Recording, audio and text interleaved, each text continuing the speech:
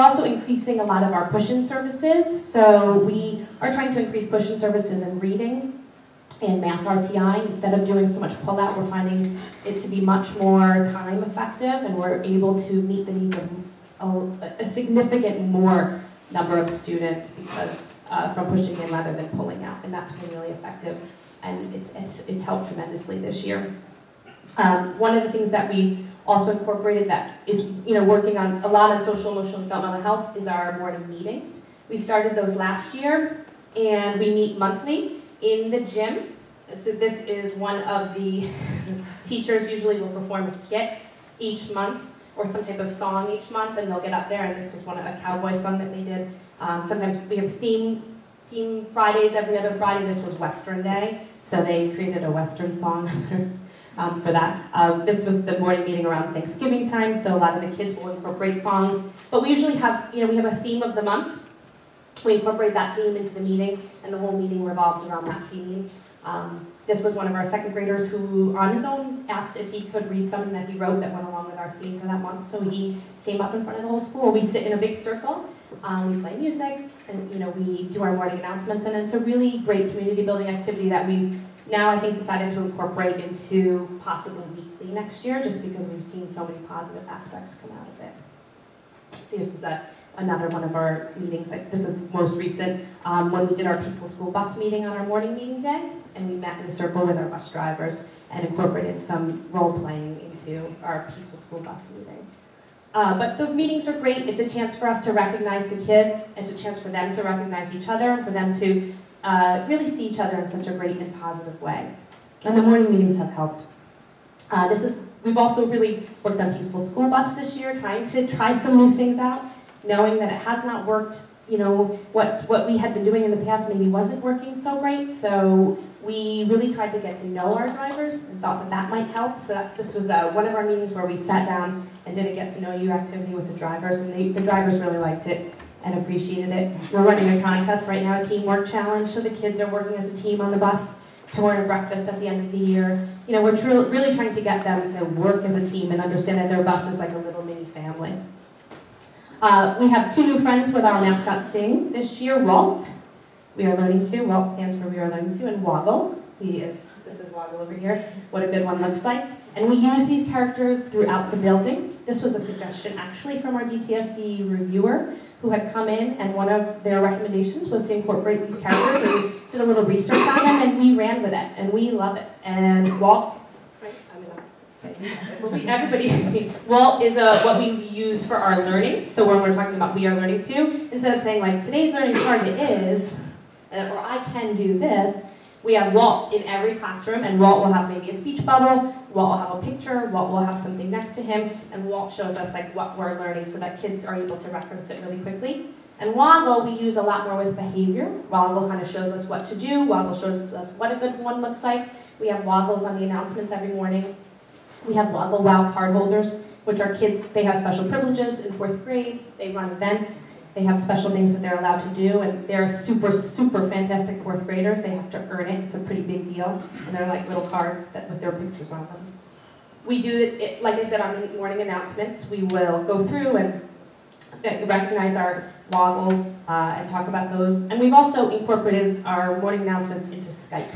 And that's been a big piece with getting in touch with kids first thing in the morning. So I Skype to all the classrooms on the announcements. We have a little PowerPoint, and they follow it just like you're following this. This is what it looks like, and it's the same type of thing, but it allows me to communicate with all the kids face to face. They see my face, I can send messages, say certain things. We're trying to slowly roll over from the old announcements.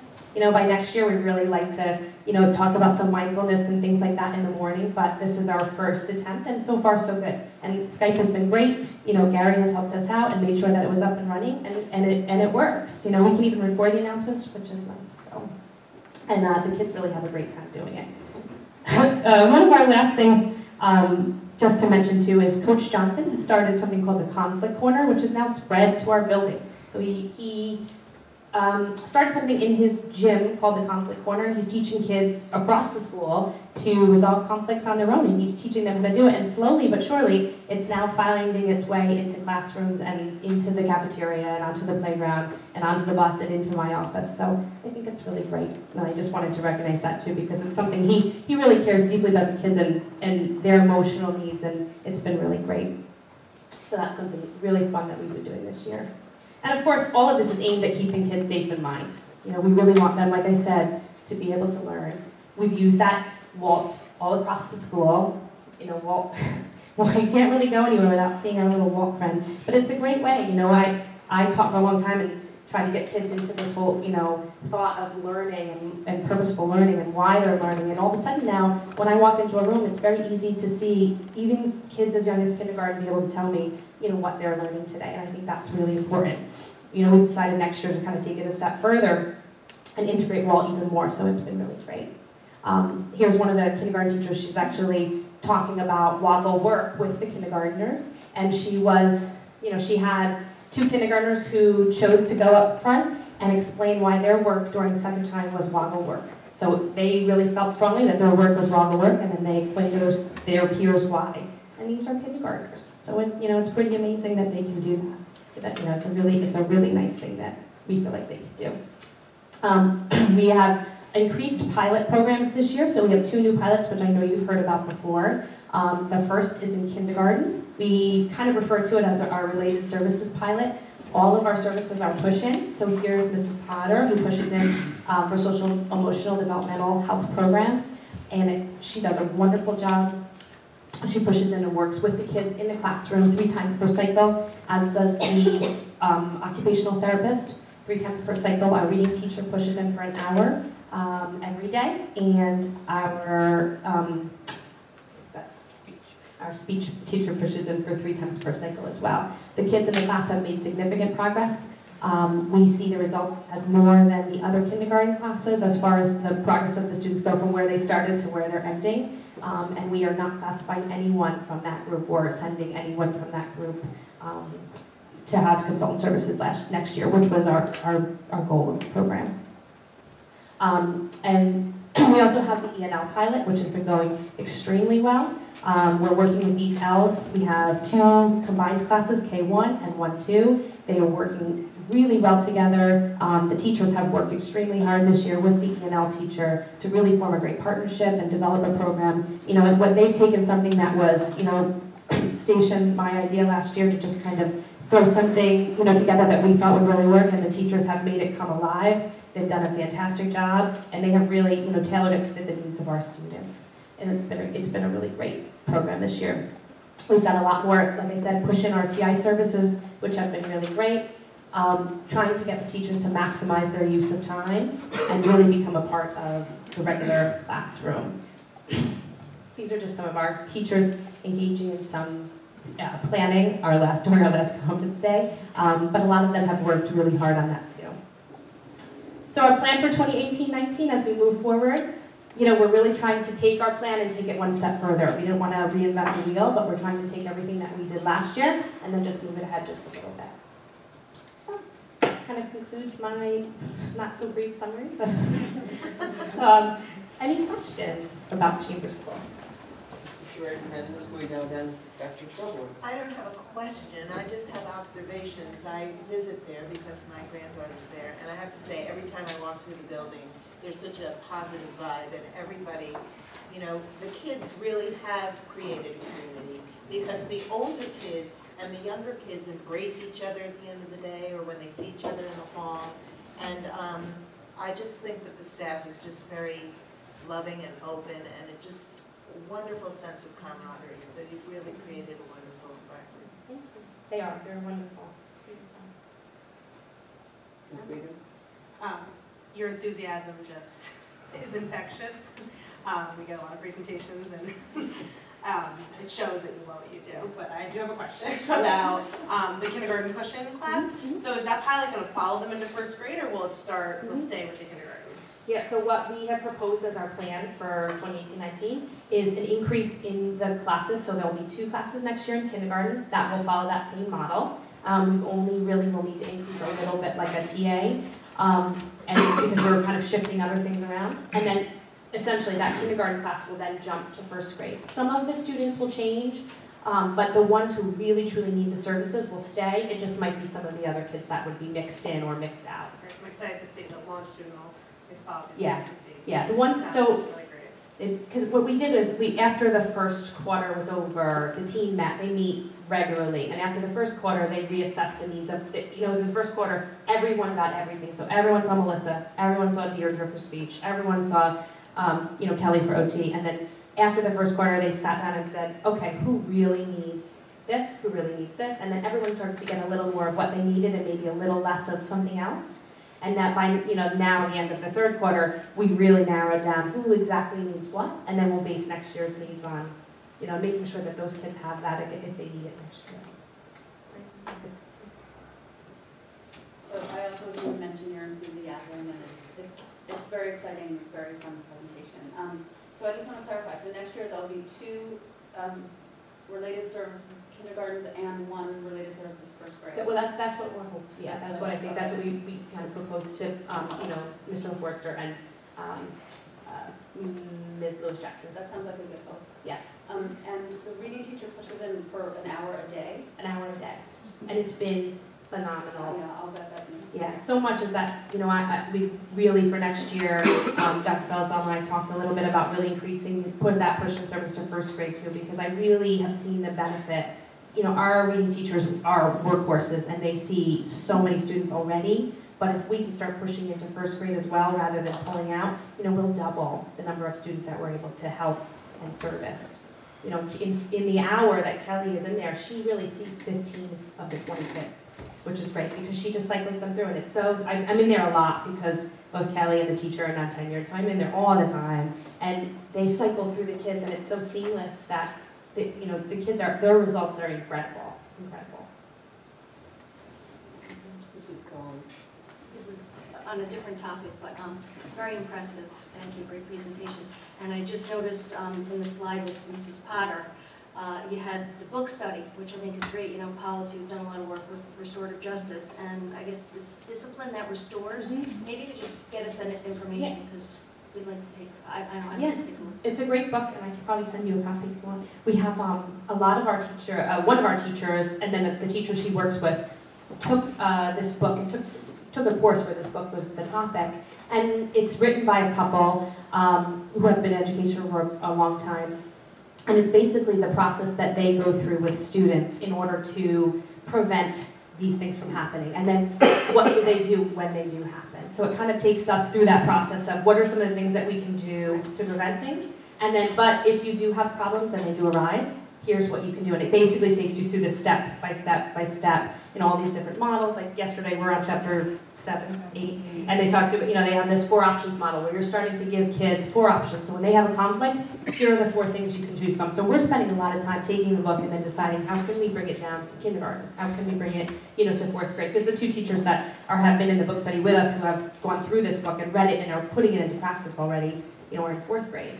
And it's great to have them because they're able to give us those real world solutions. But I have a copy, so. Thank you for doing that. Anybody else?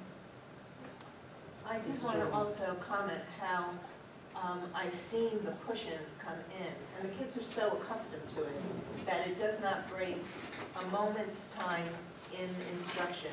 And I just really think that push-in model is so much more efficient for kids learning, because you don't have that time in the hall walking to the person's office and coming back, and that's 10 minutes out of your half hour. So it just was amazing how many different people were in and out of the classroom. And the kids were not disrupted by that at all. Yeah, it is the most effective use of time I've ever seen in any classroom.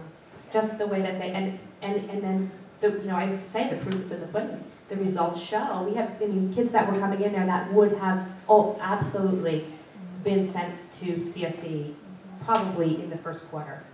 Will not be, for sure, but because they made so much progress. They just needed more time, and they needed that time to develop, and they need that early intervention, and they have it. So. I'm curious a little bit about the conflict corner. Can you talk a little bit about what that is? Yeah. And what it entails? So Coach Johnson used this conflict corner when he was in Red Hook. He taught formerly in Red Hook. And he just taught, basically what he's done is talked with each of the kids in each of the gym classes about how to resolve conflicts together. And that when you're in gym, sometimes he's in there and they've got, 55 kids because he's got 2 classes and, there's another coach. But the 2 of them have 55 kids and they're playing a game and it's constantly like, Coach, he hit the ball, he touched me, he threw the ball in my head. So he said when he was in Red Hook, he developed this conflict corner. So he basically teaches the kids how to resolve these conflicts, how to he models with them, like, how do you say this? And then what do you say? And then how do you do this? And then he encourages them when they have a conflict, unless someone's bleeding or, they're so angry they can't talk to each other, to go into this little conflict corner that he has, by the front, by the doors of the gym, and they resolve the conflict on their own. He'll usually walk over and talk to them and kind of like assess their conflict resolution.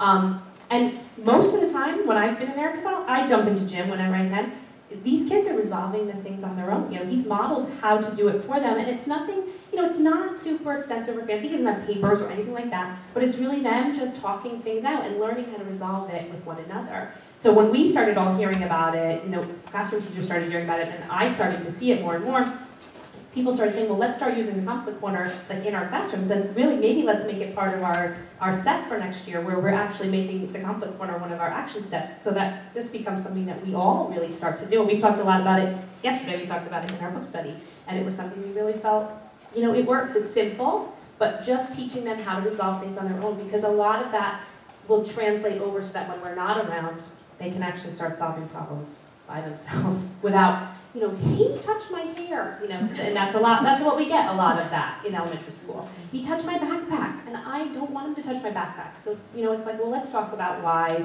it's not okay for him to touch your backpack, but let's see how we can resolve it. So. Yeah, I was going to comment on that too. I think it's wonderful as part of breakfast school, because that's something that is a really good start to, getting the kids to resolve things as they go. Absolutely. And he started it with first with just a first grade class. That was his first initiative, just trying it out with this one first grade class that was having kind of a tough time in gym, and then he just kind of let it grow, and now it's grown to everyone, and he uses it with everyone. So, he's great. He's just great. Having him do it too, because he's a PE teacher and the kids love him. Of course, now they want him, they want to impress him, they want him to adore them too. So, they listen to him a little more than they probably listen to everyone else. And P is usually... It's like the coolest thing of the day. I know where some of these children have the most difficulty managing their behavior, so yeah. I love that. Yeah. Mr. Shaughnessy. So there was a meeting of the Jefferson Committee yesterday at the high school, and business was transacted very quickly, and we had a discussion. It was nice because it's the first time in 3 years or more that there's been time for a discussion with students and teachers. But one of the questions was about restorative justice and how to implement it. And the comment that I made was that it really has to come up through all of the grade levels. And so it's really nice to see that, conflict corner and all these safety concerns, that's all part of social and emotional well-being. And by the time these kids get to high school, it'll be part of what they expect. Yeah. And that's really what we talked a lot about that yesterday. We were just saying it's our job as elementary teachers to give them those foundational tools before they get to middle school, where they're let loose a little bit more, and then high school where they're let loose even more. And I think we all really feel that responsibility, especially in our school, because we just feel like we owe it to these kids to give them the things that they are still lacking at that young age. Thank you so much. Thank you.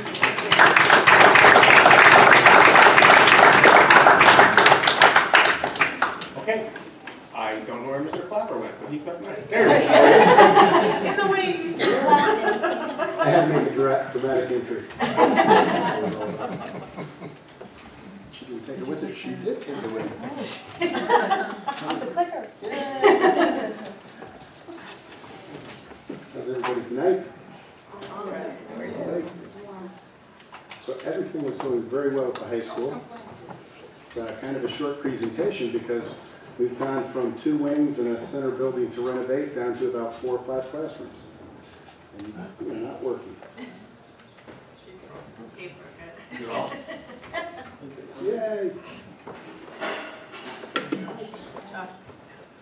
see, how do you do that? Josh. Hey, Josh. Is it working? That's on, right? Yeah. Where have we come as a society? What did I do? If you want to talk about that for 5 minutes. Tom, that's my clicker. You broke my clicker. Yeah, I broke your clicker. That's what you have work with.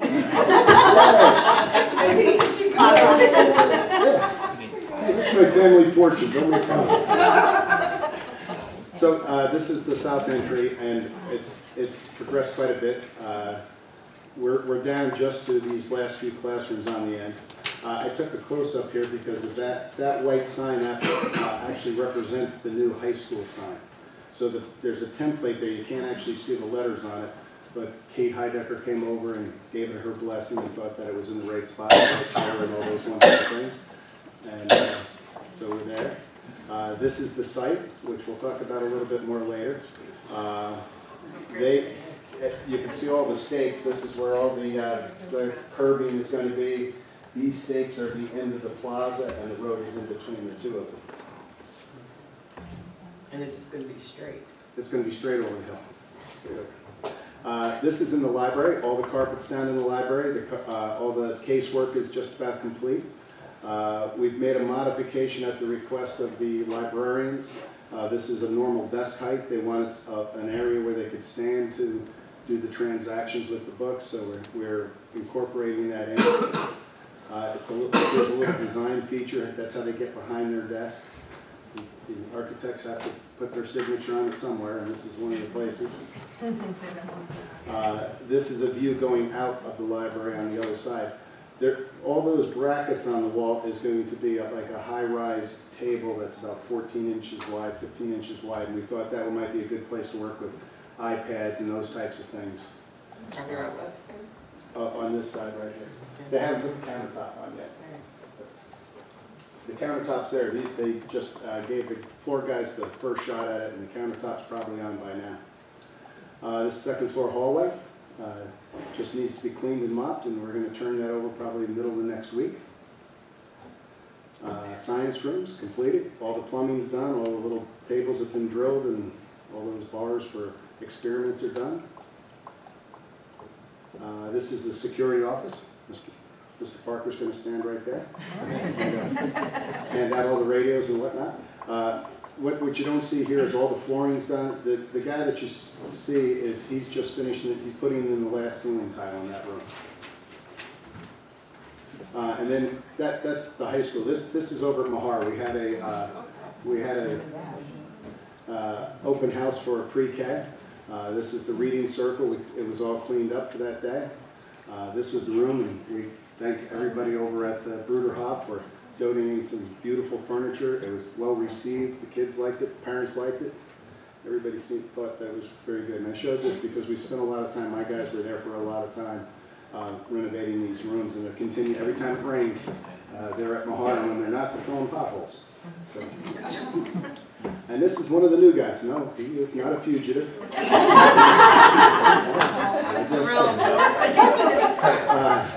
His name is Ray Sheffel. We have 2 plumbers retiring this year. He has about 25 years of plumbing experience. Plus, he worked at the New Paltz School District for 4 years, so he's well aware of how to work in the school district around children and those other things. And he's working out very well for us. So then we have in front of you, which you'll be looking at shortly, quite a change order for rock removal. And so I just wanted to give you some parameters about that. Yeah, I tried to squeeze that down and put 324 trucks on a slide, and it just didn't work. So if you can imagine a truck, the truck is 20 yards, and we get charged 13 yards per truck, and there was 324 trucks that took rock out of where the plaza, the parking lot, and the south entry is going to be. And if you take it in one just big cube, It's 150 by 150 by 5 feet thick. That's how much rock we took out. The blasting for that rock was around $85,000, which is in the change order number. It's not above the change order number. And a couple of the other components, like the hammer drills on the excavators, they rent for about $40,000 a month, and they had 2 there, plus an operator, plus. And as you can imagine, that escalates quite rapidly. One of the good things is that we pre-negotiated a number, a unit price for rock removal at $100 a yard, which is quite a bit below industry standard. And so we were able to do this work, even though it's a big number, there was a lot. And so, and it was necessary. So the good news too is that we have some money in rock, trench rock, and we're going to get a credit for that of a little over $100,000. When we took down MJM, the company Neeram that did that, they had a $100,000 contingency, and we're getting that money back. They didn't use any of their contingency. And then there is another $30,000 from one of the other contractors that had rock removal in their contract that they didn't use. So we are getting some money back to offset the cost of this rock removal. I guess next time we just don't build on a big chunk of rock. I was gonna, are we done? We are done. Not on the other side of Winston, don't we have to do some blasting there, or that's done? No, everything's done. The road is completely done. The water line under the road is done. All the subterranean, all the drainage, everything is done with that. And so when we take down Winston Tobin, we are putting a road in there, but it's at the same elevation of what the building foundation is. So when they take that building out, we're not going to have to go down. So we are. I'm sure the neighbors will appreciate that. I think so. They will appreciate that. Greatly appreciate that. So.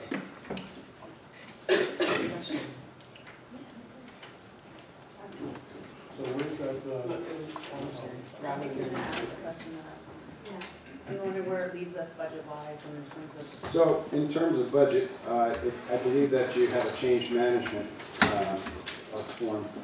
To date, this, and we have to remember too, there's quite a bit of contingency in the entire project.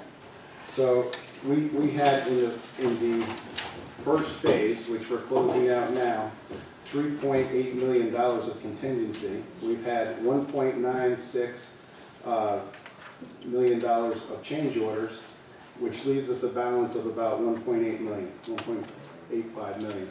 And that's for phase 1. Built into phase 2, we have about, I believe, I'm not sure of this number, but I think we have another 1.8 million in contingency. So this will roll over to phase 2, and we'll have quite a bit of contingency left.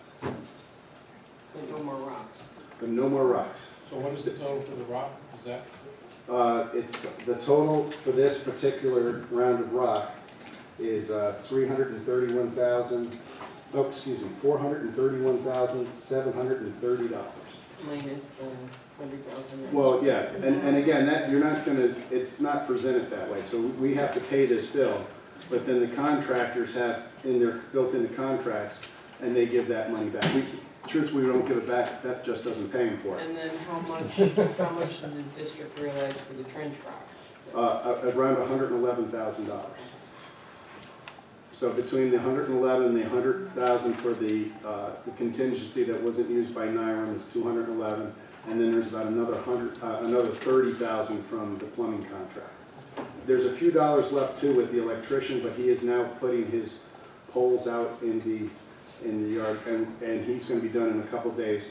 As we were blasting and ripping rock, we went down. We feel we went far enough. There might be 1 or 2 more yards. But I think his contingency is somewhere around the $10,000 range. So we'll also have that to offset this. So what is the trench rock?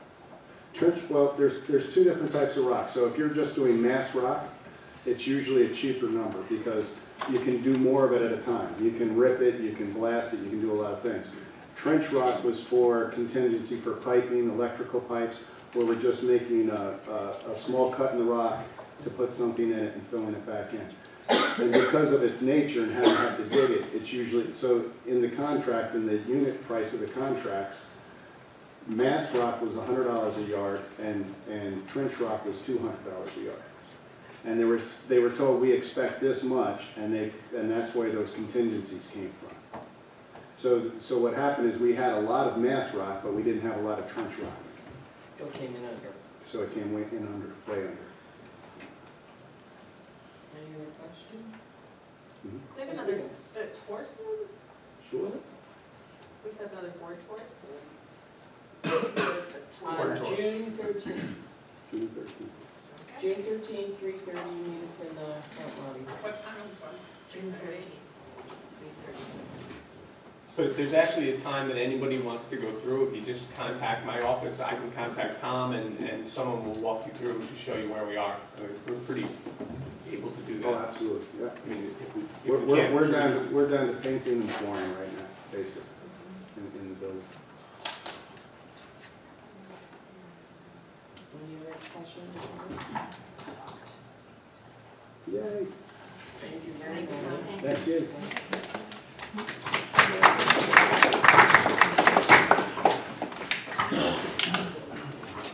Okay, next on the superintendent's report is our safety and prevention report, and that is myself and Mr. Parker.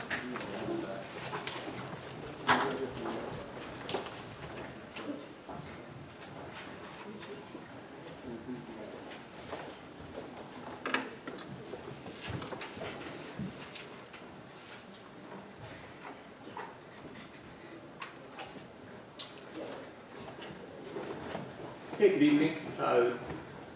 As you all know, and actually it was kind of good that Ms. Petrie kind of started off with her presentation, and the theme, but it's been a theme of the last few months, and actually what most people know is the theme every day here in the Kingston City School District, and making sure that our students are safe, and that we have our security in line, and that we are practicing prevention to make sure that we are, helping our students in every way. It's a challenging job. Yeah, I think I like to spout out these numbers because I think there's some things that people really don't realize. And the first thing is, the Kingston City School District, our property is more than 171 acres on 10 different plots or 10 different campuses. We have 17 buildings that the Kingston City School District has to keep secure and that we own and operate. And we have more than 1,313,740 feet of educational space in the Kingston City School District.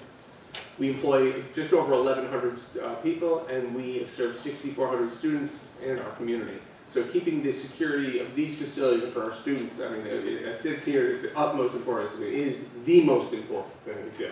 I mean, we can't do anything else if our students aren't safe.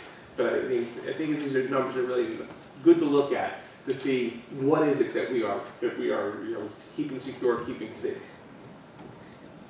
Key to preventions, the physical safety, and the board has had this discussion in the past, and some of the things that we do, district-wide, we have 248 high-definition cameras that are, and 42 of those are exterior, the rest are interior. Every middle school and elementary school has video phone, buzzers, security system for our single point of entry. And I do want to add to this something that many people probably don't know or know. Kingston High School is now single point of entry and is required to have the front door. The front door is no longer open. If you go there, you have to be let into Kingston High School, and that was that we put in place. And it's difficult. It won't be once we get our new construction done. But those old doors out front don't really work well with modern technology. So it's actually not very modern technology. We have someone there who opens it. But we do.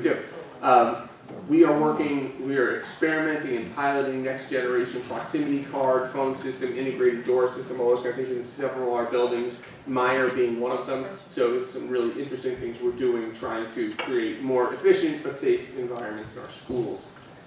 We've also talked about many other physical things that we're doing, creating safer entrances in our schools where we have the two-door entries and looking at those kind of things. These are three things I just kind of want to talk about that not that much, and let me get you know.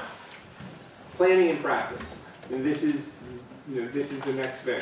Drill, drill, drill. If our students know what they're supposed to do in case of an emergency, if we drill it and we do it right, and our students and staff know what they're supposed to do, when the real thing happens, they will be ready. They will react, they will know what to do. We have our building emergency plans, response plans required by New York City Education Department. I actually sent an email to all the board members earlier today, a really good reference guide from NYSBA on all of these kooky terms that we bring up, our blurbs and our burps and all those other things that we do. So we practice these drills: shelter-in-place drills, hold-in-place drills, evacuation drills, lockdown drills, and of course the old-fashioned just fire drill that we also do. We do off-site evacuations, even though they're not required to do the off-site evacuation. We do the off-site evacuation, so our students know if we do have to leave the building, this is where you're going, and this is how you're going to get picked up from that building. So we make sure that people, that our students and our faculty and our staff know what they're supposed to do. It gets drilled, so when an emergency happens, they're ready. On top of the physical things we do, key to prevention is relationships. Building relationships with our students, whether it's our faculty, our security people, any of us, is what's going to really create that difference. So it takes a lot of different forms of what we do in our schools, and I think Ms. Petrie really gave us some good examples, better than the ones that I put up there. But the relationship between our students and our adults, no matter who it is, that is really the most effective way for us to know. After the events on the 14th of February, when there was a lot of different kind of copycat or scares going on, every time one of those was heard in one of our schools, at Kingston High School, the students who came forward to our school resource officers and said, "This is what I'm hearing." So having that relationship with students, that's what we need. We need them to tell us, not go on Facebook and talk about it, or not whisper to friends, or worse, keep it to themselves. Our monitors, at Kingston High School at any given time, we have about 14 monitors on duty. Our monitors, they play a very important role in our district. And we've been training over the last few years. One of the things that's been an important part of Mr.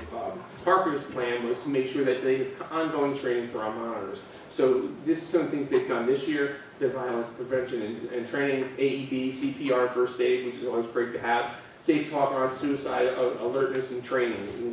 The suicide issue has been a problem we've been grappling with in Ulster County. Therapeutic crisis intervention, which is TCI, which you've heard of before. Not only do our monitors have this, but about 250 of our employees in the Kingston City School District have been trained in therapeutic crisis intervention, and we actually invested in to have one of our teachers go out and become certified in a trainer, and he conducts the training for many of our people. So we're rolling through that, and actually we're looking at our superintendent's conference days in this fall to maybe start getting our security guards a little more training in that area as well. New drug trends, technology addiction, mindfulness, and trauma-informed care. So this is another some of those things that go right along with our social-emotional learning and our social-emotional learning wellness for our students. That kind of training for them. I am now going to turn it over to Mr. Parker, our Director of Safety and Prevention, Coordinator of Safety and Prevention. But I do also, before I do that, I do want to recognize that 3 of our school resources are here. Officer Holbert, if you don't know him, he's right there. Officer Waltman, who everyone knows. And our newest school resource officer in town of Ulster is Dan Killian, and he's out at Miller Middle School. So I'm glad to see them here, and just want to introduce him to you. Thank you very much. You're welcome. Hello and happy spring. All right, so I'll start on this slide, a team approach. Taking this position, that was one of my key points to convey to our security team. And my security team is made up of not only security guards, but also the monitors and obviously the SROs. One of the things I wanted to get rid of was the cattiness, so to say, that would go on in the schools with our monitors, and try to get them on board to be more of one unit, support each other, work together, build leaders within the monitors, empower them. Because many times monitors are looked on by the students as just, oh, whatever, whatever. But I was hoping to empower them by giving them more responsibility, and honestly just giving them an opportunity to thrive in the school district and really help the kids. Because most of the monitors here have children. A lot of them have children in the schools.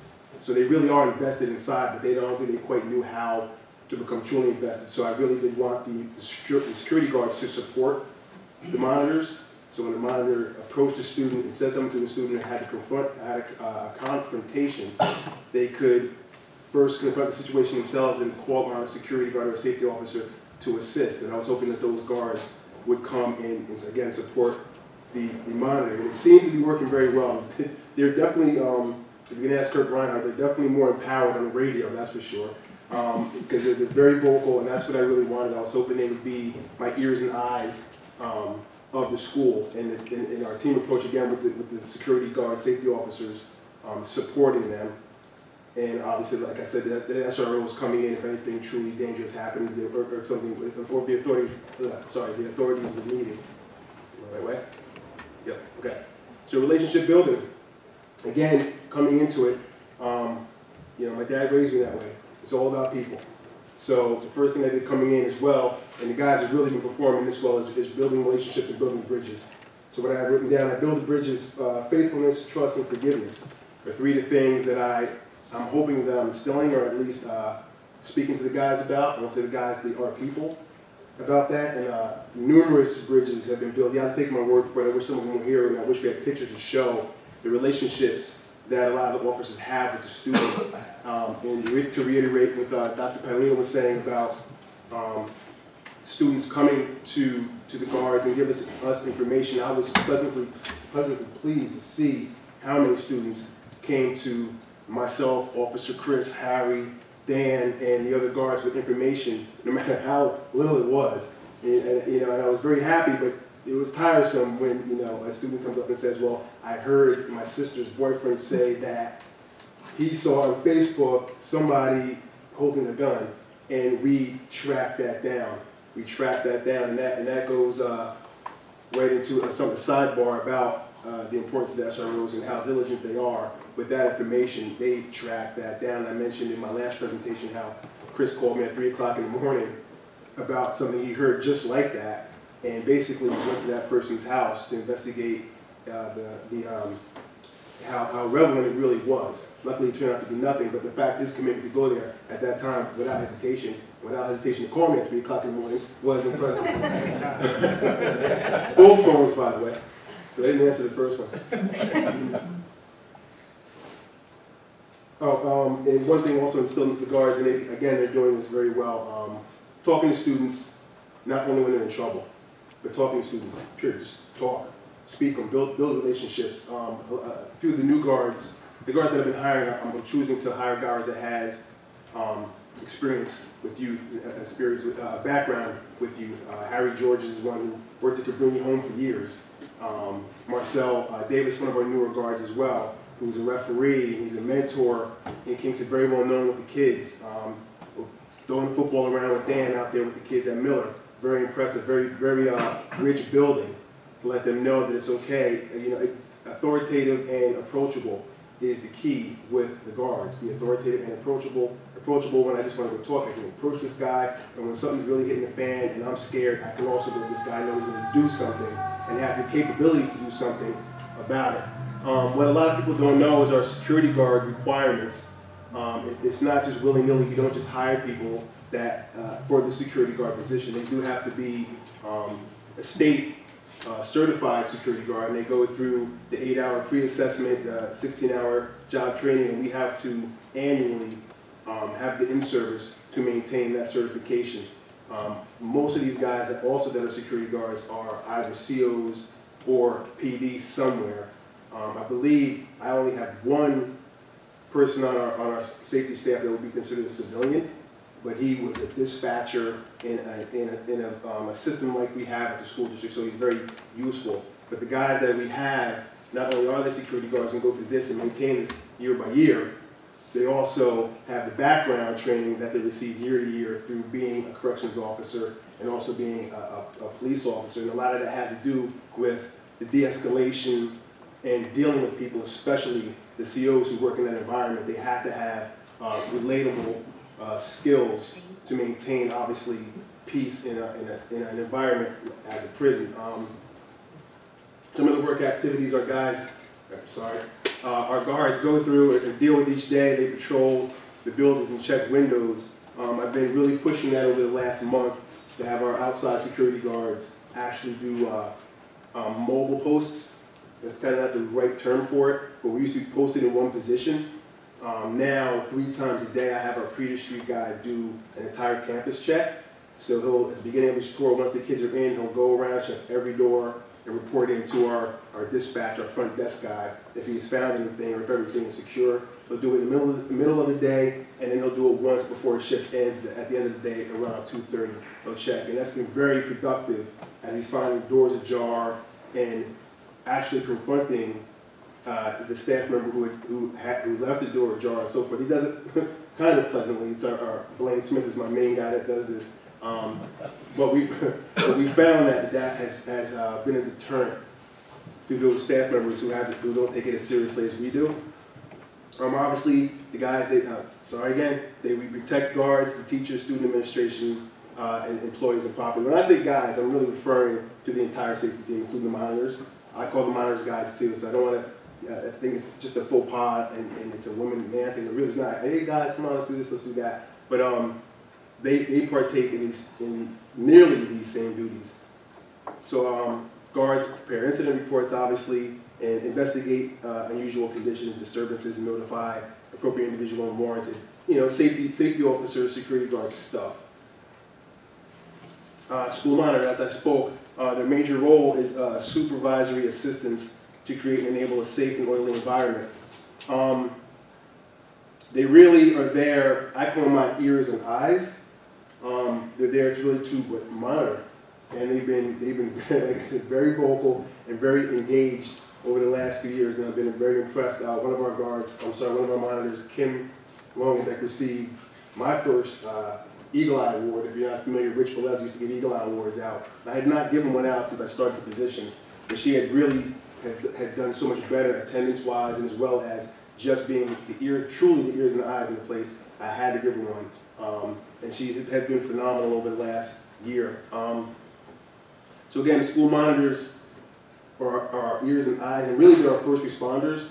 When a kid is going through crisis and kicks the door out and curses the teacher out, walks out in the hallway, who's the first person they went to? Monitor. And that led me to their training, which the mindfulness piece, the trauma-informed care, understanding not only the child and what trauma they have gone through and are responding to, but also the mindfulness within themselves to know, can I handle this situation? What baggage am I bringing to school? Is this what this person is going to tell me going to trigger myself? Really, safety comes from within, and everyone's responsible for it in school. So again, I keep passing that on, and the monitors have really been stepping up, as well as the guards. And I challenge them and charge them to recognize what's going on in their own heart before they step in the door. Because most of our incidents that escalate really are from, obviously, two different positions, 2 points of view, 2 perspectives. Where somebody walks in the door, they've had an argument with their spouse earlier that morning, and all of a sudden it's a kid, and boom, and all of a sudden they're writing referrals and so forth, and the kid's like, what? And so I'm challenging not only the guards and the monitors, but teachers and staff and faculty to engage in finding out who they are personally, and knowing what their triggers are, and knowing what state of mind they're in when they walk in the door.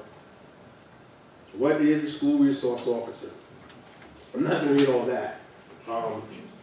I can give you my take on what a school resource officer is. I wrote down 2 words when I think of a safety school officer, a school resource officer, and that's balancing act and team player.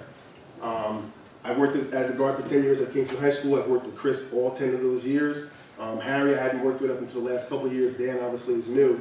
The one thing I noticed about Chris, and John Curtis, who couldn't be here, who's the SRO at Bailey, balancing that, man. Balance. The fact that they're coming from a PD background and being on the street, dealing with that type of emotion each day, and then coming into school and still dealing with it as an SRO, because as an SRO, they're still police officers, and they have an oath that they took to still maintain that PD responsibility. So the balancing act is knowing when to turn that button off and walk into school and be approachable and be counseling kids and being a mediator and that type of thing. So that was always very impressive. When I saw Chris and John Curtis working together, they had a great balance, and they were definitely team players, because not only are they dealing with the student, they're dealing with administrators who come from a different perspective, they're dealing with their own boss, they're dealing with me who comes from a different perspective, and they're dealing with the kids who come from a different perspective, so they're constantly switching buttons on and off, on and off, on and off, and then all of a sudden they get a crazy call, something happens outside of school, now PD buttons on, they're running outside, and they're throwing their life on the line, just like that, just after they're just patting somebody in the back or wiping their tears or something like that. It's really impressive to see them switch back and forth and not go crazy. That's what a school resource officer is to me, someone who can, basically, they have to have a lot of mindfulness, they have to understand what's going on in their heart to be able to do this job without rubbing people the wrong way and really making poor decisions. Some of the school resource officer requirements, most people don't understand. On top of their training that they have as police officers, they go through a number of trainings to be a resource officer. It is through New York State. Some violence in the school, gang activity is a training. Crisis management, drug-free schools. Obviously the big thing here at the bottom is the crisis management piece. And again, that's the de-escalation, that's the counseling, the mediation piece, and knowing themselves within crisis management is actually knowing the anger cycle in yourself, knowing when it starts, when it peaks, and when it ends, and knowing that is also part of crisis management, so you can handle a crisis and not let the crisis handle you. Some of their duties, peer mediation, as I said, safety instruction for students and parents, conferences with parents, that's another aspect they deal with. They're liaisons with community agencies and organizations. Again, another button, they go out and they actually deal with some of the other agencies outside of sheriffs and troopers, and they have to balance that dynamic also, because that's another thing. A different agency comes in or has to, they have to be involved. Lots of times you can step on people's feet. You have sheriffs, KPD, Ulster, troopers, all coming in at the same time, and they deal with that, and you have to know when to take control and when to take a back seat, and so forth.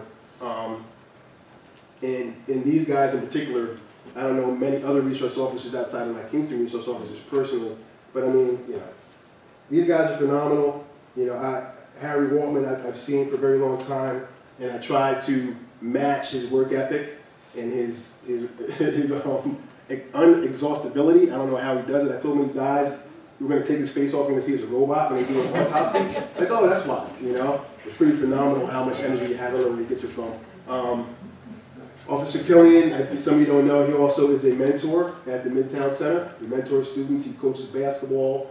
They're digging right in. Again, I challenge them to build bridges, just like I challenge our safety officers, build bridges and change the relationship that we have with the community out in the world. And that's a big thing to put on somebody's shoulders, especially when they're getting barraged a lot of times and you don't hear the stories of when they drove that kid home and gave him a lecture and the kid came back to school the next day off of what they said. No one hears those stories, So I gotta always applaud them when I see them know what they do. Me, coordinator of safety and prevention. All that and then some, basically. It's an astounding position, and I'm proud to have it. I'm honored to be here doing this job. And again, a lot of what I have, and I'm up here stalking, and I can speak eloquently, this, that, and the third. But ultimately, the people around me are who really carve and drive me. And that's, like I said, the SROs and even the safety officers and what they come from and their stories and their testimonies and what they've been through in regular life. So I asked them again and I pushed them and they've been responding to that call. It's been tough this year at the high school. They've really been showing up and really been having heart-to-hearts with kids. They have no problem being an open book, and that's what I really love about the guys I have working with me today. KCSD, school safety, begins, I'm sorry, you wanted to see the ending piece just real quick, and I'll finish up. There was a couple things I wanted to bring up. There it is. So some of the things, the training piece for the guards hasn't been as extensive as the monitors. I really wanted to start with the monitors first, being, again, the ears and eyes, and really the first people that are talking to the students. Some of the planned things we do have, obviously, is the TCI training, Therapeutic Crisis Intervention. Just as an FYI, Therapeutic Crisis Intervention normally is a 4-day training. I'm very versed in TCI. The first 2 days are de-escalation, it's all therapeutic, and the last 2 days are restraint training. And I don't know if I'm going to go through the restraint training piece. I'm still mulling that over. A lot of guys already have technique, and the technique in TCI is a way to resolve physical conflict without putting a kid in a bad position physically. Part of the difficulty in that is that there's very stringent guidelines for doing TCI, so anything that is off of what you have learned can be brought back against you. And I've experienced that, and I know there's almost never a perfect quote-unquote takedown or break up of a fight, and 2 kids are flailing and flinging around, and you're trying to take them down without hurting themselves. You know, the littlest thing, or your feet weren't in the right position, or did you learn how to do your arm like that? Well, my arm was bound with somebody else, so it becomes that. So I'd be looking into wondering if that's actually the way we should go with it. But again, I'll get back to you on that after I discuss that with Dr. Catalino a little bit. Keep Calm, Know Your Rights. That's a program we've started with probation, juvenile probation. That involves 3 of our officers, Tim Bowers, Adam Hotelling, and Darren Dawson.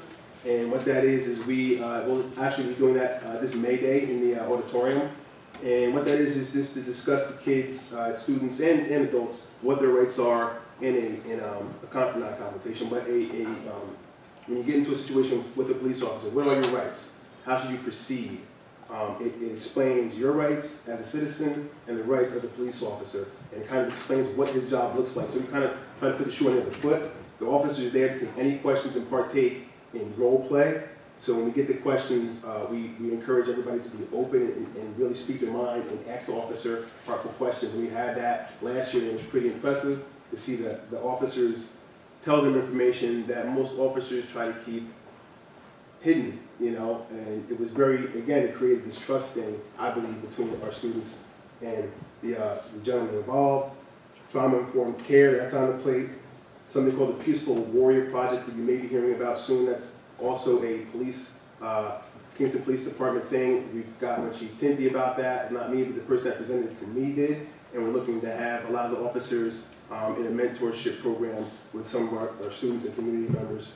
Handle with care, crisis intervention, and behavioral management on top of a TCI, hopefully with Mason. GW, we plan on going to see Ms. Val Hannum and speaking to the 4th graders as they transition into 5th grade. And I did ask recently if I could bring an SRO with me, and she said yes. I haven't asked either any of them yet who's going to come, but that's what we're looking to do to try to build some more. Any questions?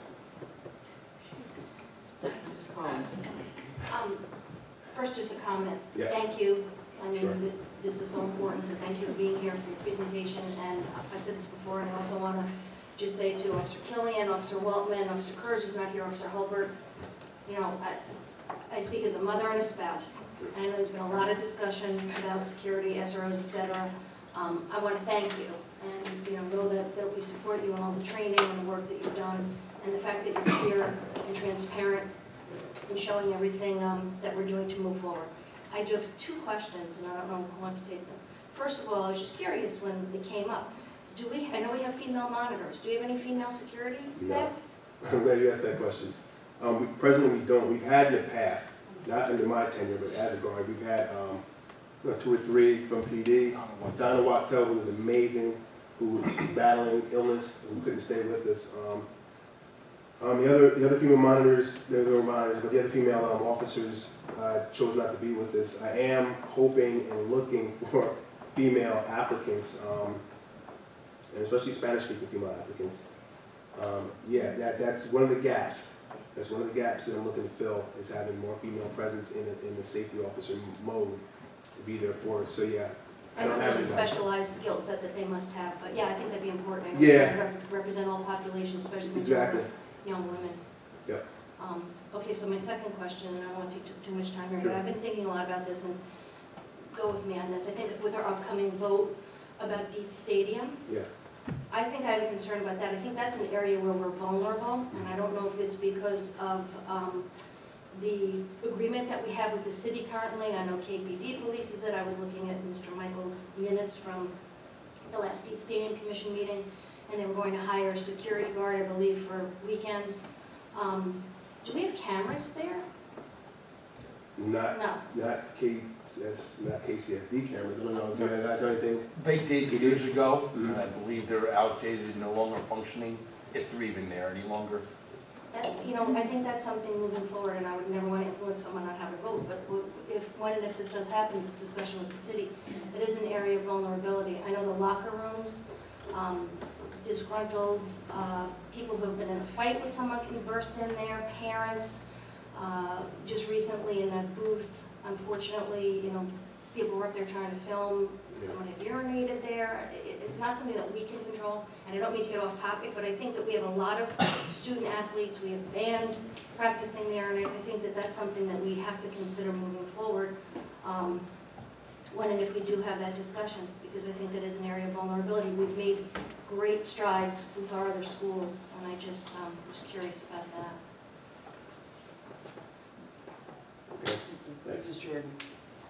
Thank you so much for coming tonight, and thank you to the officers who are here.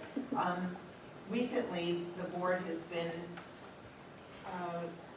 asked to consider all of this security stuff and the SROs, and there's been a lot of controversy. And I just feel that it's so important that we have the security that you have outlined tonight. And we have parents who feel that their perception is that it is a more antagonistic situation sometimes than it should be. And I'm just wondering, I've been thinking about this for weeks now, and I just wondered, you said something about the reporting. Yeah. Because what happens is we get, sometimes if my perspective as a parent might be something, my child comes home, tells me something, I have that information. Yeah. I might go to a meeting, I might hear something else, I might be proposed a restorative practice, and I might choose to refuse it. If that happens, is that on the record? Is there something where a parent is offered a remedy and they refuse it, but they don't have to indicate anywhere on the record that they refused it? Because I think that that might be helpful to our officers in protecting our security, our monitors, our SROs, in terms of reporting it. Not only do we want to report the incident and inform the parents of anything that a child has had to speak to a monitor, a security person, or an SRO during the day. If that comes up, I think as a parent, I would want to know that. Yeah. And I wondered if when that conferencing happens, or if it's an email or something, there's a chance for a parent to sign off. Because sometimes I think that they feel that we're not listening to them, Right. but maybe we have, and there's nothing on the record that indicates that. And I just wondered if you might consider having a better recording and reporting system.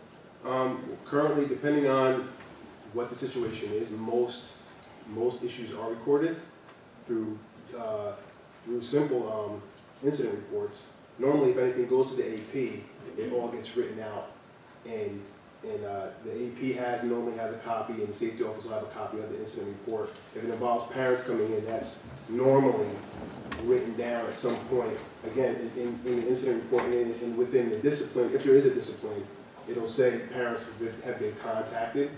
On larger scale issues like that you're referring to, I think. Smaller scale issues, we have our dispatch, our front desk guy has a logbook, and he logs everything that the security officers do. If a kid, let's say, student had just left the classroom without permission, seems upset and angry, our dispatch, I call him a dispatch, our dispatcher will dispatch one of our officers nearest to him. He'll say, West Wing Guard, please report to West 200 for a student that left his classroom, seems upset. Or it would be this student's name or this description. Once he reports there, once that officer reports and deals with that situation, let's say he gets a hold of the kid, talks to him, and brings him to his assistant principal. The natural thing next is, if I'm a guard, Parker to 1, we call it 1, Parker to 1, he'll say, go ahead. Found the student, escorted the student to the AP, spoke with that student, student's now calm, students continue to be upset, that type of thing, and it's logged in. And it's all in alphabetical, so if something happens with a student, the parent can call, or at least an AP or the principal can ask, what happened on March 3rd with Johnny Thompson? And we'll go down and find Johnny Thompson, go to the numbered entries and say, well, apparently he left his class upset, and Officer Killian responded and brought him to his AP. Then go to the AP, and the AP said, well, yeah, it should have that all marked down as well, somewhere in a report stating that I met with him and he received this, or you know, this or That that sounds happened. great. I mean, Yeah. I'm just glad that there is that detailed log, because I think that when people are upset and when parents get upset, that kind of record, I think, is reassuring Yeah.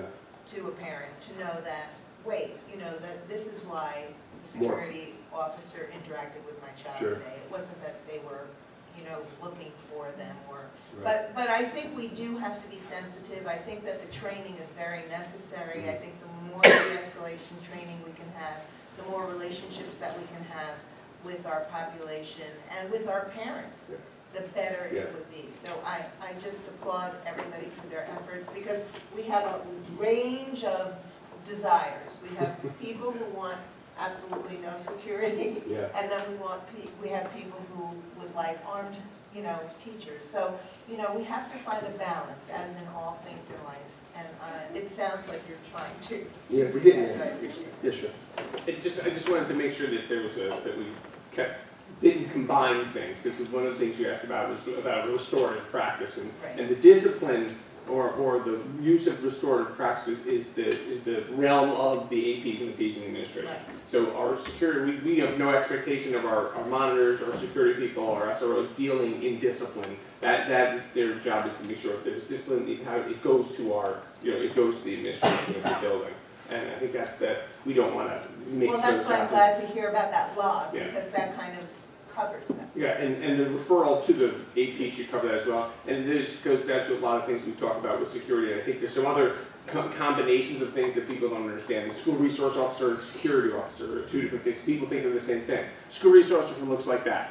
Dressed, badge, weapon, they're dressed like they would be as a police officer. Our security officers have, most of the time, golf shirts, you know, maroon, Kingston golf shirts. And those are security officers. Those are not school resource officers.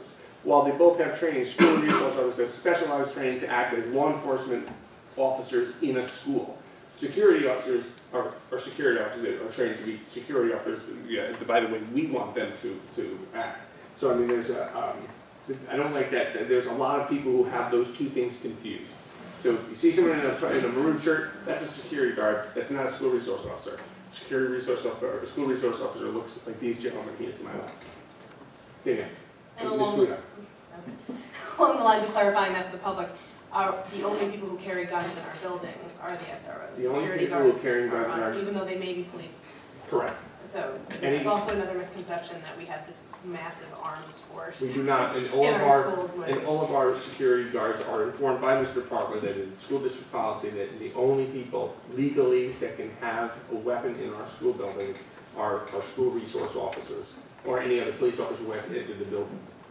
And I did have a question that kind of follows up with the administrators doing the discipline and these security officers being support staff. I do think, though, that it would be great, if not, as are already happening for our hall monitors and everybody involved in any kind of intervention, to have some kind of training in restorative justice, so that they're understanding of what, you know, the culture of the district is attempting to move towards. Yeah, and I think some of the training that I showed you that our monitors have been going through the trauma-based training and the TCI, all weave into that. And I do have we need to get to this. Our next step is to our security team. Right, to create this culture of. Mhm. So the mindfulness, the mindfulness training in the trauma and some of the other trainings I actually didn't mention were provided by Family of Woodstock, and they're all about the restorative piece. So it was actually under the umbrella of restorative justice, and I would pick out little pieces because of time constraints. But yeah, it was definitely a restorative piece that was brought to them, so they're aware of it. And my one other question was, Mr. Parker, you said that you weren't sure about the TCI. I'm very familiar with TCI. I'm trained in TCI as well. And the restraint part, I hear what you're saying about, I've done therapy calls myself. It doesn't always go as it does in the role-playing situations, but I do think that it is important, even though our security guards do have their own training in corrections and police work, that we do kind of standardize the way that we are interacting in a forceful manner with students. So, and I know TCIs, I don't know of other standardized, like, evidence-based measures, but I think it would be important for them still to have some kind of, this is what Kingston expects of a therapeutic hold or a takedown, as you call it. Which I see that situation like breaks up a fight, you know, there are different levels of intervention, so. Well, I do agree. I'm leaning towards that as I mull it over. Like I said, TCI, if you write a report and you have to use, let's say, broken up a fight, it's you know, I've used New York State approved, one man, you know, hold, placing the student on wall to keep them from bringing themselves down the third. So I do think it would be a benefit. And honestly, some of the guys have asked about that. And particularly the PD guys have asked about, is there some type of training we can take? Because they have their measures, and their measures are, you know, made for combating perpetrators in the street in a sense. Whereas TCI obviously is, all you're doing is keeping somebody from hurting themselves or somebody else.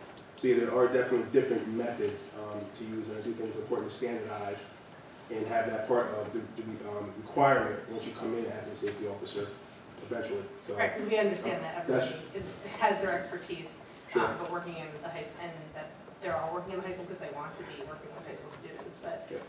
just having a common language even is helpful, I think. Yeah, indeed, indeed. Thank you. Yeah, thank you. And Dr. Chipotle. So, I also appreciate the presentation, I appreciate everybody being here. It's a lot of time, I know. So I remain confused about the training piece. So from what I understand from the presentation, there are requirements of training that are associated with licensure and certification of each of the different levels. And from what I understand from the presentation, that those things are standardized but outside of the school district. That's not something that we control ourselves, correct? No, Like the that's requirement to be a 16%. safety officer at the high school or in the district is you to have your New York State certified Right. security guard license, which comes with its own requirements, Right. its own training. And so that ongoing training that they're getting, the Yeah. 8 hours, it's not our training, it's training from some other. That's New York entity. State, yeah, So- New York State approved training. Right.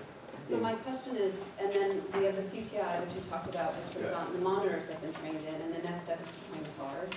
Yes. My question is, what is the training schedule and the training kind of thoughts going forward about what training are everybody in the Yeah. security division will receive? And like, you know, what are our priorities when we talk about incorporating social emotional skills? Like, what is that going to look like? How much training does that mean? And what are the thoughts about how that will proceed? The time schedule, obviously one opportunity would be to utilize the superintendent's days, but because most of our guys are per diem, in a sense, which means this is their part-time job, is in services. And I would like to see something about 3 times a school year, where each year you progress in learning of our choosing. So that's pretty much what I got out of here now. Just trying to keep continual training and keep the training fresh throughout the year. So 3 times a year, a day, 3 days a year, is that what you're thinking? And in TCI or in some other kind of method that's ongoing training? Essentially, it depends. Like I said, TCI is actually a 4-day piece. And I would have to review whatever that training is, and if I feel that training would be pertinent, even if it's a 2-hour training. I've seen lights come on in an hour, lights and epiphanies being had about your job, about being a safety officer, just in an hour training. So depending on the quality of the training, it may be 1 hour, it may be a day, maybe 3 days, 4 days, depending on the situation, depending on who's available. My thing is just making sure that the trainings will be practical, balancing, and not only help in them in school, but just to help them across the board, no matter where they go. If they leave here and they go somewhere else to work, that training will be beneficial. And my philosophy behind it is really, it's a building training for within themselves. That's really what de-escalation, TCI, and all these mindfulness training is, really a reflection into who you are and how you should respond based on, basically, I don't want to get all, but the baggage you unload, it really is all really focusing on you inside. And I really want guys to understand what's coming out is because what's in, you know? I'm sorry, but that's the safest way to get to a point where you're handling. I think one of the I'm sorry, can I answer the question? That's okay. But I think one of the most important things is we haven't done this yet. So we really don't have a plan Right. for our, so we've got a plan for our monitors, we've got a plan for our teachers, we've been doing it with play, but with security people, in the past, we haven't really had a plan for professional That's development kind of for what I'm them. asking So for. yeah, we're it's like we're not, what Sean's doing right now, Mr. Parker's doing right now is kind of brainstorming with you our plan that we haven't had here in this meeting, which we have to have. So that's one of the things that we really haven't done it. And because of the obstacles that Mr. Parker talked about, was things like these are per diem people, they don't necessarily show up. When do we train people? We train people during superintendent's conference days. But for the most part, they're doing other things. And you also, I mean, there's a complication that if TCI is a 4-day thing, you don't want to spread that over a year because then that. Oh, no, I wouldn't spread it. We have to figure that out. So I would love to see that plan when it's more brainstormed. Yes, so it actually gets Yes. structured. Which I imagine will be before this next school year, Over the summer, yeah. this summer. That's a Over the good summer, step. we'll start over the summer. Okay, thank you.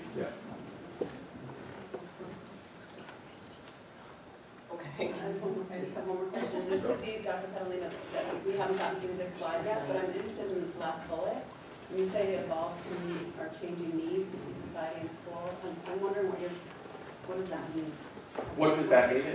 Exactly. It But means like, it what's evolves. evolving? Well, we don't know what it evolves into. I mean, right now, we are, our school resource officers and our security people, maybe at one point when they were put in place, maybe even here at Kingston, the idea was we need police officers in our school because of, and their job is to be police officers, to keep our kids safe, to really, be more of a security presence than a relationship building presence. Right? And our security officers, they're there for security, Mr. Parker talked about. We're talking a lot more about relationships now. We're talking about understanding students. We're talking about the expectation that people who in the past may not have had that expectation. And that's how it's evolved now. That's what we're talking about. And I know it's a lot of the school resource officer training that they go through, that they talk about that and bridging that gap and becoming a part of the school culture, but that's not necessarily how people have always been used, including our security people. So it does evolve for sure. And I think that, the physical security definitely evolves to meet our changing needs, right? The front door at Kingston High School has been open for anyone to walk into for the last forever years. Now it's not. Okay, So that's the evolved. evolution that we're seeing now is this move to relationship building and this incorporation of. I think it's a move towards more physical safety. Mhm. As far as our, what we do with our donors, and it is an evolution into, relationship building with the students and our security personnel. Okay. Mr. Shaughnessy. I really appreciate this presentation, I have to see. And I think the community at large should also appreciate it. And I'd like to thank the SROs for being here.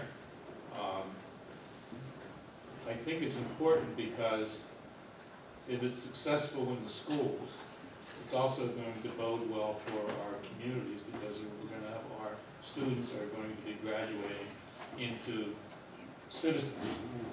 And if they have this, if they've come through the school system with an expectation of how they're going to, behave, how they're going to relate to the police department, how they're going to relate to each other, I think I think it's just a good thing, and it's really important. It's a long process. It's not going to happen overnight, but if we continue it, I think it will be excellent for the Kingston City School District and the communities that make it up. Yeah, I'd like to add something. I know there's been a lot of parts of the community that are not, they are very dissatisfied with the SROs, and some of them are strongly pushing for removal of the SROs. But what they don't understand that the SROs, they are parents, they have kids, and above all, they took the oath to serve and protect our kids in our school, in our buildings, and they play only one role as SROs, to build a relationship with the children, talk to the children, be their friend. And that's how we can prevent most of, the problems we have. And I would really support the SROs. They're doing a tremendous job. And I'm sure there was some incidents where there was some differences, you know what I mean, that wasn't resolved. But they need to be in the buildings for any, terrible situation. So I'm sure through some extra professional development and with the security officers, we'll be able to satisfy some of these minds that are now looking at the officers as parts of our community. They're parts of our community. They're not outsiders. They're not the top sheriff in town. Some of the people portray them, you know what I mean? So thank you for doing a good job. I would also like to thank you for this presentation, because there has been a lot of confusion in the community about, the difference between security officers and security guards and SROs. And I do want to say I have had the privilege of working with Officer Fuller and Officer Woltman for many, many years. And I'm sure Officer Killian, sounds like he's on the way. To be invaluable as well. And I want to thank you for your service. And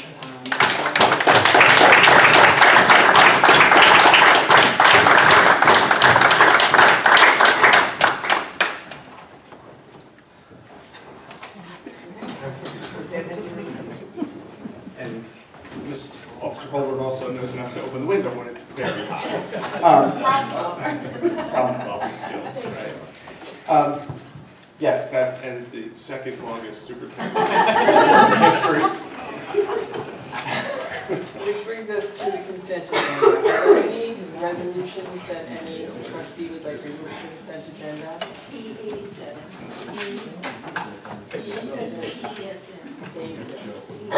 Professional personnel. Thank you. Any others? Okay, I'll entertain a motion to accept the consent agenda minus P87. So moved. Second. Okay, any discussion? All right, all those in favor of accepting the consent agenda minus P87, please signify by saying aye. Aye. Aye. Opposed? Abstentions? Which brings us to P87. I'll entertain a motion. So moved. Discussion. I know that we're going to have a party for them and all of that, but there are many very long-standing dedicated people on the list of retirements today, and I'm not going to read them all, but I have had the pleasure of working with many at GW and at Bailey School, and some of these people are going to be very difficult, if not impossible, to replace. So I wish them a healthy, long retirement, and I thank them for their service to the Sin City School and the students that they have had a tremendous positive impact. And Ms. Rigo, that brings us to donations. We have to vote on it. I'm sorry. It's this okay, all those in favor of P87, please signify by saying aye. Aye. Opposed? Abstention? Thank you. And on to donations. I'm sorry, Donations? yes. We have D49, whereas the City School District is the recipient of a generous donation from the E.C. Meyer PTA in the amount of $140. And we have D50, whereas the Chambers Elementary School is the recipient of a generous donation from the Connect Kids Transportation Grants Program for Parks, Rec, and Historic Preservation in the amount of $247. Thank you. Thank you very much. Okay, which brings us to the Board of Education. And we have two committees reporting out this evening. The first is the Facilities Committee. The Facilities Committee met last Wednesday, and it covered there were both architectural firms present at facilities, and KSQ updated us on the high school project, the Second Century capital project. It looks like they're drawing to the end of phase one. By the end of the summer, the building, of course, will be finished. The new section of the building, the Peter Street will be paved, the curbs will be in, there will be additional parking available for staff, and what's now the hills of kind of cinders and soil will be graded and seeded, and so there will be a big improvement in the exterior then. There is a tour scheduled for June 15th for the board, and as Dr. Galino said, anybody who wants a tour at any time, you can make an arrangement with him or Mr. Reinhardt, and we're more than happy to show the progress. It's beautiful. CSRH reported out on their progress with the Mahar plan. They have sent in drawings. They've received the first round of comments, and they're awaiting a response from the state. They may very well be ready to go to bid before the end of June, so we'll be having a brief meeting, even though I said we're going to, for the facilities committee on June 13th following the tour at the high school, and we'll let you know the venue as soon as I hear from Mr. Reinhardt what will be available for us then. It won't be much longer than a half an hour, just to go through the documents that we do indeed have. Ms. Clark, who is an architect for KSQ, also talked about the design for the Miller Auditorium renovation, and it looks like it's going to be beautiful. The architects from KSQ also ran through the design changes in the curtain walls for Edson and JFK, so they will look very individual. Right now they're pretty much identical buildings, and they're going to add color and some features that will make them very distinct. And that's in the capital improvements from the second five-year capital improvement plan. In addition to that, Mr.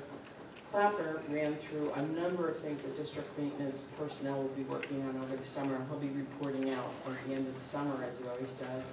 Perhaps, some slides and lovely pictures of what the maintenance staff has managed to do. So, right now, that marks the end of the facilities meeting, unless, yes. Question. Yes. It's always bothered me, well, Peter Street. What the hell is Peter Street? Why is it going to Sounds like a Bastrop? Seinfeld. Why are we calling that Peter Street? Has there been any discussion about that? I don't know. I can answer that. When does anybody know that was Peter Street? Peter Street runs the dead end off of Andrew, Yeah. right opposite the MGM Hill, and it's also the entrance off of West O'Reilly Street. That's referred to by city maps as Peter Street. Right. So now, instead of being disjointed, it'll probably be one continuous street going across. It'll be straight. Oh, I got But what Peter Street on the West O'Reilly Street is the 150 feet maybe, or the Yeah, I mean, you'd have to look at the city map, but that's always being referred to as the corner of West O'Reilly and Peter Street. I don't know when it was named Peter Street. Long before I was born. Who was Peter? Officer Walton probably knows. No idea. I grew up on Peter Street, so I... I do not know. I do not know. Okay, and next up is the Stadium Commission. Yes, I've been serving the stadium commission for 6 years now, so this might be my last year if there are no classes. But then we still continue. Privileged to serve. Yeah, we still continue to operate. So we had a meeting last April 18th, and we had have one interest to know that we're going to be hosting our annual golf tournament, for fundraising, and we'll be held at the Worcester Golf Club on July 23rd. So hopefully some people are around to play some golf and have some fun. And normally the fundraiser brings in about $5,000 a year, and it goes directly to the reserve fund. And right now the commission is sitting on a $255,000 reserve fund, which is peanuts in a way, but the stadium needs to be renovated. So hopefully it will be a good day for golf that day. So the next meeting will be held May 17th. That'll be all. I have a comment, well, it's deeds related, but I'm getting a lot of questions about that referendum and what it really means, and so, I mean, I'm certainly talking about it, but I'm wondering if you're, I mean, in travel, Joe. I think we need to put some more, I think we need to put some more communications out there and clarify that. Because I've had several conversations as well with people, what does this mean? Not realizing that we are not, the voters are not voting for the sale. They're voting to give the district, the board, the permission to negotiate a possible transfer of the property. It doesn't mean if they vote yes, it's a done deal. The board still has the right to, negotiate and set terms that are, favorable to the school district. So with regard to that, could you get for the board members, and I just saw today, I think, that it was $2.5 million allocated to D Stadium and also to the Andretta Pool. Could you get for us how they, what the whole $10 million is going to, what the plan for the whole $10 million is? I could try. That's not public. What? That's not public yet, they submitted it for approval. Well, whatever, whatever it is, there must be something that's public, You're talking about the grant? Because It's not just for, it's for, From the state. it's not just for. Yeah, it's not just for these, Right. it's for all, but it's an uptown renovation, but I'll get whatever information I can, I'll communicate with you. Any other questions about the stadium commission? Nobody plays golf? Okay, thank you very much. Mr. Olson plays golf. And that brings us to old business. Is there any old business any trustee would like to raise at this time? I don't know if it's old business, but I wanted to thank Dr. Belisella for hosting the students from NYU and inviting us to come along and City College. And it was just really lovely to see the students ready to embark on their careers and how enthusiastic they were, and I thought it was just a really productive experience for them. So thank you. I would also like to thank you. And we had several trustees with us. I stayed with the group until the end of the day. And I think there are people who are ready to pack their suitcases and come to Kingston by the end of the day, for sure. So it was a wonderful day. Any other old business? Ms. Guido? I was wondering if at the end of the school year, we could possibly receive a report back on how the new initiative with the Learning After the Bell and the DBT program with Partial Health Alliance went. Interested to hear more about it. Any other old business? Right, I have a piece of old business. The superintendent's evaluation, it's in your library. And we would like the form completed and returned by May 11th. Give the board clerk time to compile the comments prior to our getting together and discussing the evaluation issue. So May 11th, and I will send out emails or reminder, I'm sure Ms. Perna will do the same. So thank you very much. If you need a paper copy, please see her, or it's up online. Okay? Any other old business? All right, new business. New business. All right, one little peek, maybe it's a board announcement. I'll wait. No new business. On to board announcements. Anybody have a board announcement they'd like to make? All right. Mr. Shaughnessy. We Germany trip? He's got to bring photos, we'll travel up. But May 7th, the coffee conversation we were discussing last meeting has been rescheduled. We canceled the Saturday coffee conversation. We just had one. And May 7th at Point of Praise Church starting at 6 p.m. So I don't know which trustees are signed up for that. Actually, nobody, because they rescheduled it, so. I signed up. You have not? Okay.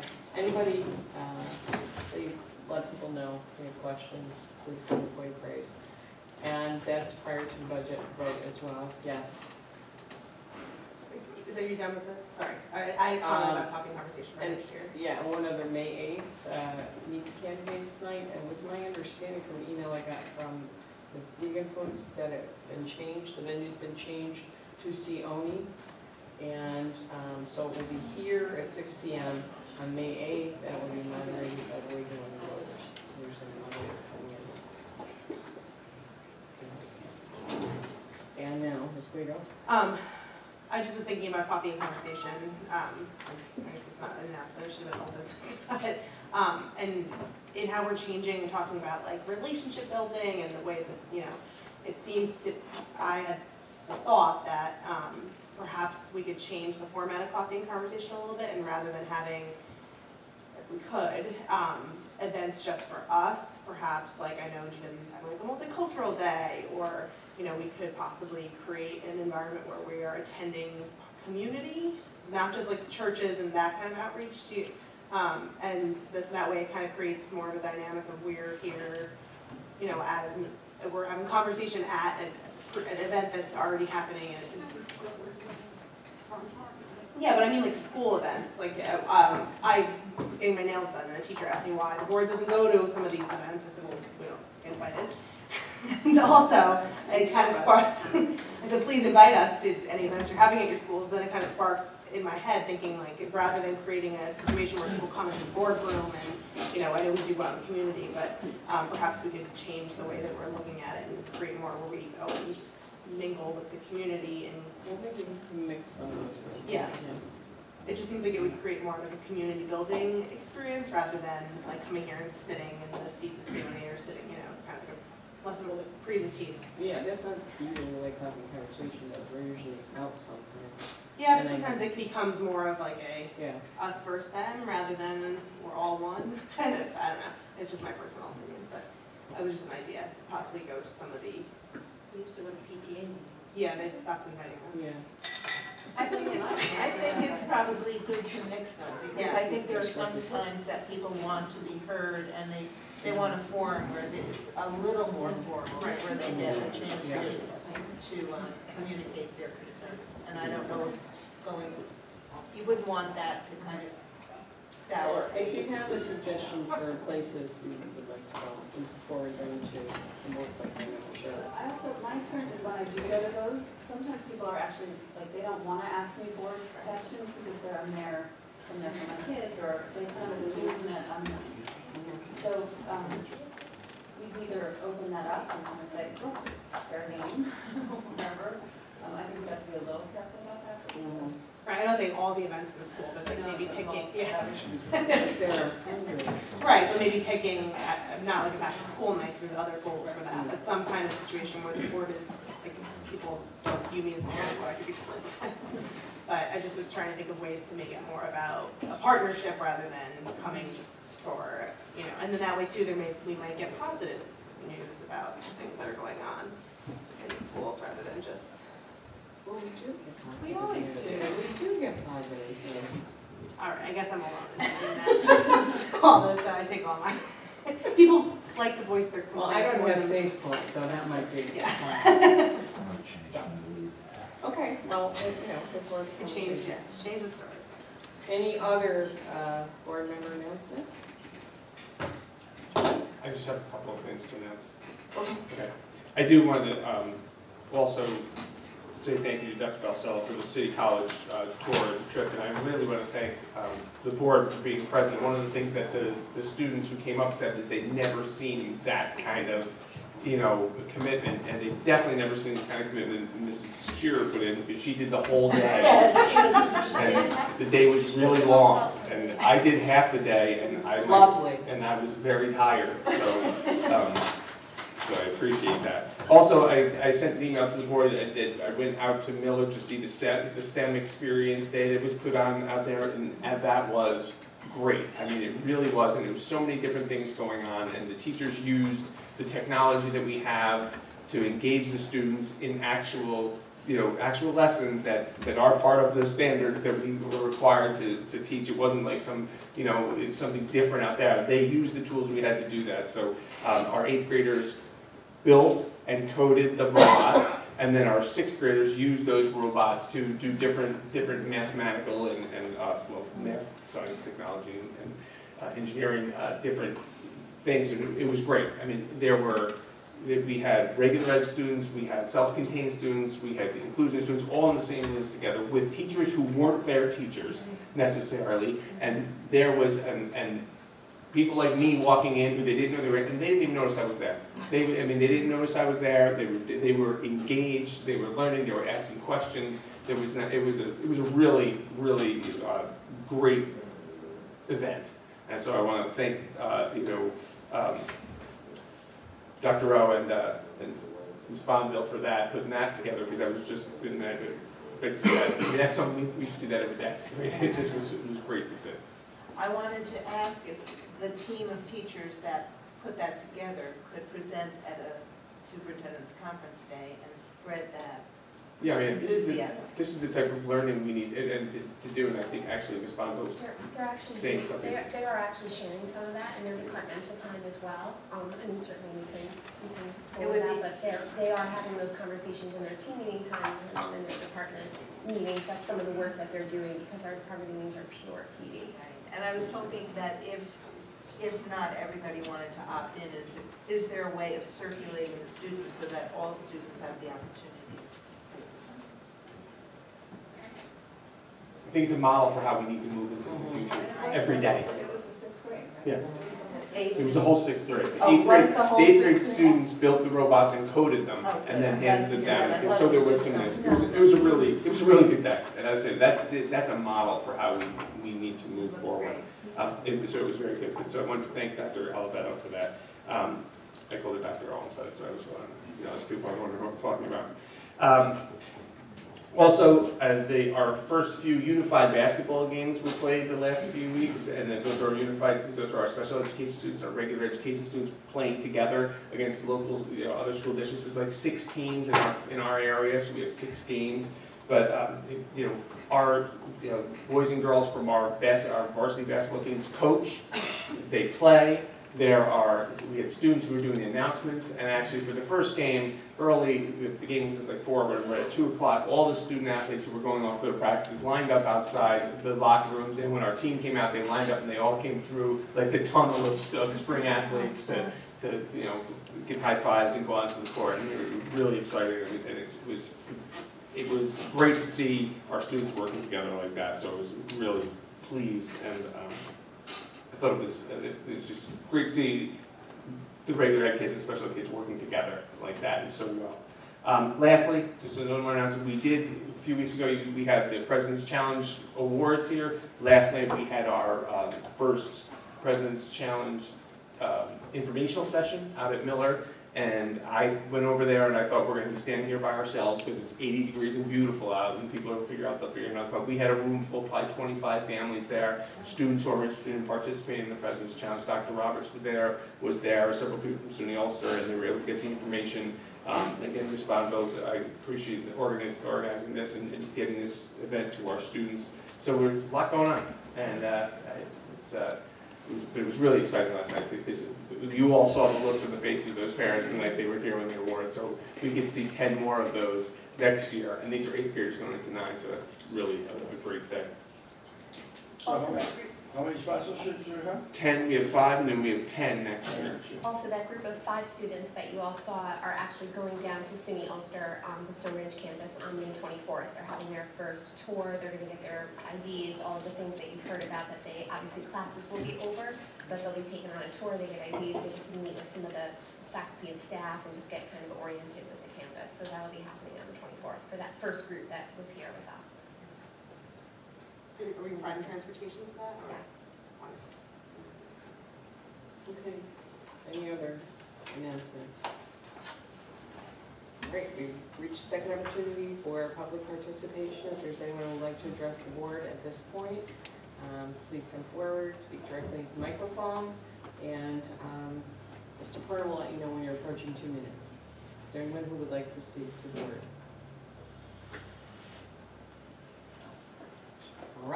Have it. I'll entertain a motion to adjourn. All those in favor?